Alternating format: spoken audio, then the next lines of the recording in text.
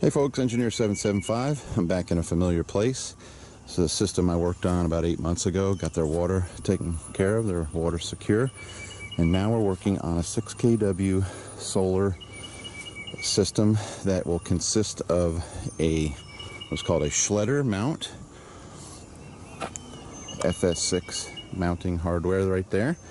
And what I'm getting ready to do, this is a high wind load place, so we got a 130 mile an hour design here, and I'm just marking out for 5 poles. Usually in the size of the array there'd be like 4 tops, but in this one's getting 5 6.5 foot hole, 6.5 foot deep, 2 foot diameter holes. So we're going to be pouring concrete today, setting the posts, the struts in there for the Schledder mount. We're going to be building that in this location, trying to square it up so it's aesthetically pleasing, lining up with their raised beds, and also not shading that solar panel at any time.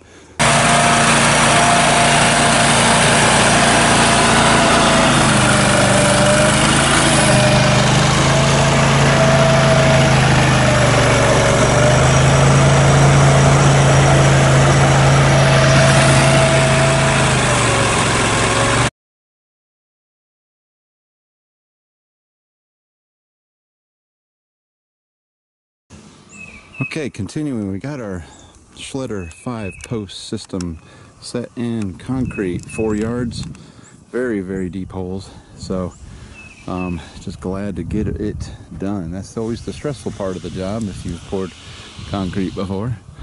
So we think we got these babies on the money, and we'll start building the strut system tomorrow, which will be a triangle off to the right here, kind of angling down, and we'll build our racking on there. And then, so hopefully we'll get this all constructed and start getting modules put on it tomorrow. We got conduit and stuff to run and ditches to dig. And we started doing that. I'm gonna finish that up. But it is hot. But okay, that's the next phase, is to start putting our erector set together, the Schledder FS6 mount. Day 2 is assembly. We're putting the tops on, all the Schledders, and we'll put our struts and begin assembly. And watch out for the pit bull. These are the conditions I'm working on this job under. Yes, yes. Bo and Luke, the 2 pit bulls.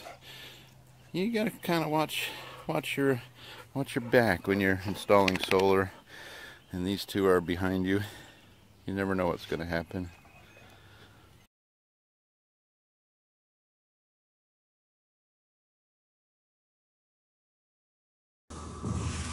Okay, we have row number 1 completed. Our 12 250 watt Solar World modules on the Schledder. So everything's going fairly well. Just wish the drawings were legible for me. Small print. So making good progress here. Hope to have this array wired by the end of the day. Heading to the house.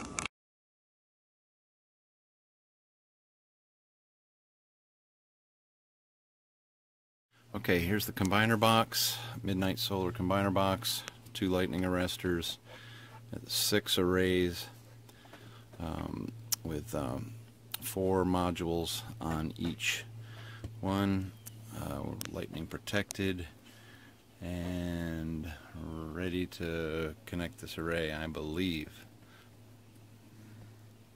Okay, we did a lot of work out here. These are the rusty panels were the existing system on the home. And we moved some breakers around to give them the ability to run what they want to run if they manage the power. Basically, with the system, they have 60 amps to work with. Okay, so what we gave them are things like there's a shop that we're basically sub-feeding. We have the ability to pass 60 amps out to the shop, and that also can run the well pump, can run the swimming pool pump. We just actually loaded up to 78 amps as a surge. That's not a problem for the Magnum. And so this sub panel has there's things that are isolated out here, like in the main panel, like an electric range, the 4-ton AC unit, and what else? The clothes dryer. Those 3 things, which actually they switch over the range. So there's only 2 things in this house: the heat pump and the clothes dryer that aren't on the solar system. So the solar can run everything else. So we're also adding some lightning arresters to everything, whole house, AC and DC lightning arresters. So this gives them some flexibility and a grid down to do just about everything they want. This is a DC disconnect. There's breaker disconnects over on the solar array. But we also added, this is a quick disconnect to be within line of sight of that meter base over there, so fire department, whatever, can quickly disconnect the power from the solar panel right here. So that's easy to do.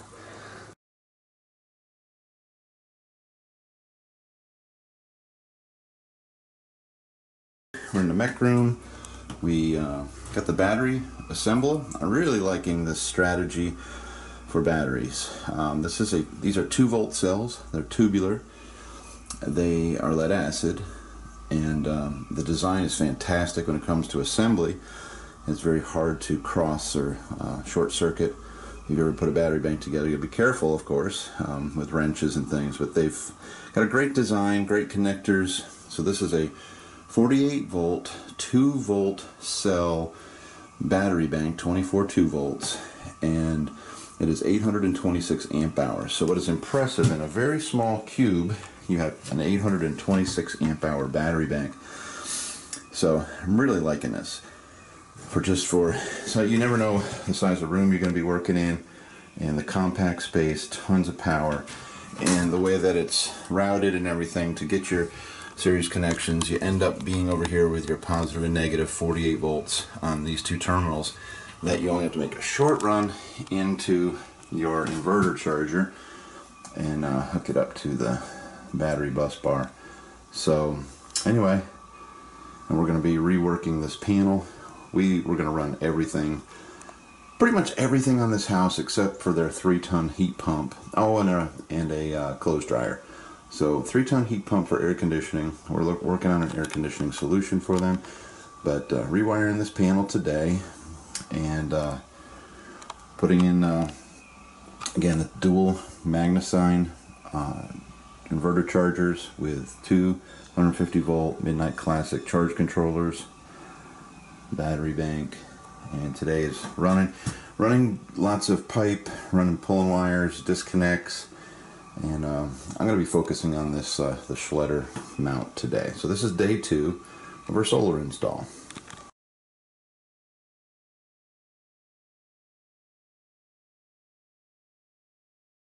Don't take that much water because they're brand new. You just take this guy when you want to water your battery.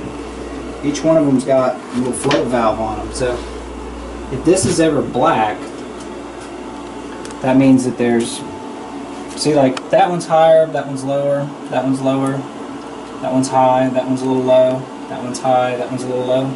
So if it's ever black, that means they're low. And there's a, between where the plates are and the top of the can, there's like that much room. So there's a lot of room for water. So when you put on the auto water, you just, and you'll see, like, that's the one you want to watch, because that's the one that'll go up.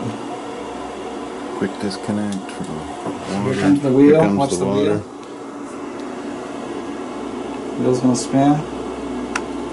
Count, remember your revolutions, is how many gallons? No. And there they go, they'll all go up. See, I think you should put it up higher, Scott.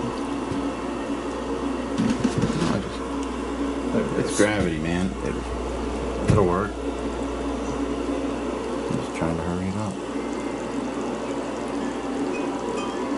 Alright, we've seen indicators that we're low. Let's zoom in on this one over here, because we've been watching them pop up, and we're waiting for this little guy. Here's one. There goes that one. See, I think it should have been up here. That's full. Cool. Well, folks, we're wrapping up our 6 kW off-grid system. Everything's working great. We're able to run a variety, just about everything in this house except for their heat pump and a clothes dryer. And we've got solutions for those. So if we can help you in any way to design a system for your home that runs off solar, this is again a 6 kW ground mount. We do ground mounts, roof mounts. We prefer ground mounts, and you can go completely off-grid with your solar alternative energy system. So contact us at info@practicalpreppers.com and we'll get you a system designed and a quote in your hands. So let me know. This is Engineer 775 signing out.